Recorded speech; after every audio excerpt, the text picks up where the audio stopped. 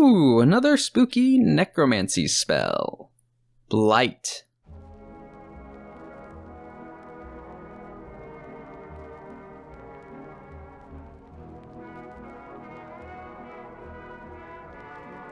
Fourth level necromancy, casting time of 1 action, range of 30 feet, components verbal somatic, duration, instantaneous.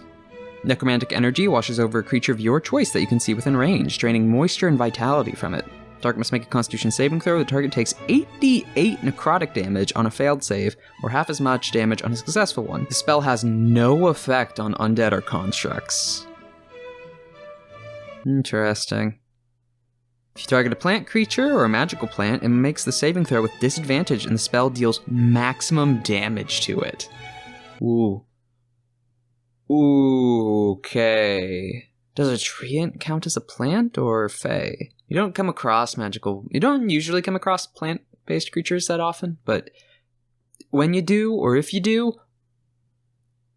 it's going to be that one time where you're like, I knew this spell would come in handy. If you target a non-magical plant that isn't a creature such as a tree or a shrub, it doesn't make a saving throw. It simply withers and dies. At higher levels, when you cast a spell using spell slot of 5th level or higher, the damage increases by 1d8 for each slot above 4th. Well, that doesn't scale well. 30 feet, 1 action, instantaneous, verbal somatic. I wish it scaled better.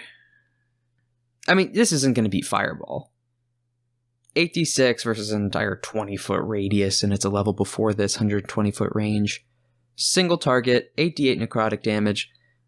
It's not bad, especially if you have a feature like Grim Harvest or something else that triggers with a necromancy spell, like some items. I know I have some items that do that, but I wish it scaled better. The higher level's only 1d8 for the level it's already cast at.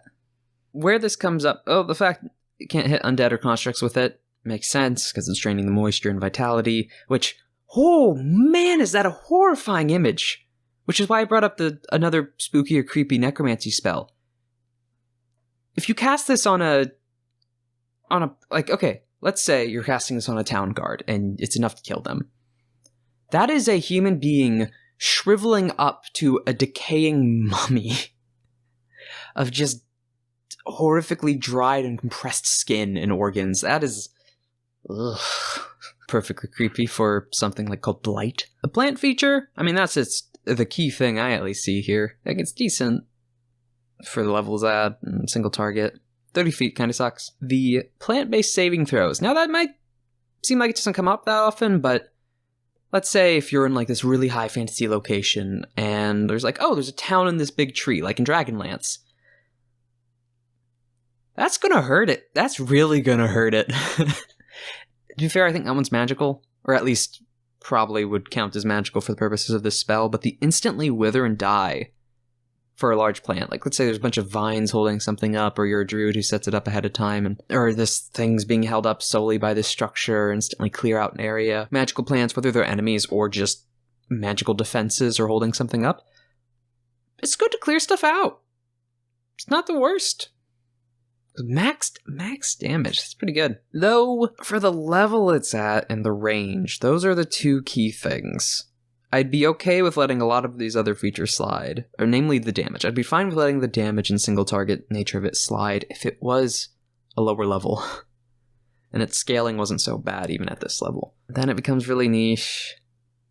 We'll go with 6 out of 10. It's still a good single target damage to an extent, and if you're not in a situation to be able to cast Fireball or some large sweeping clear, and yeah, you just need a single target 88.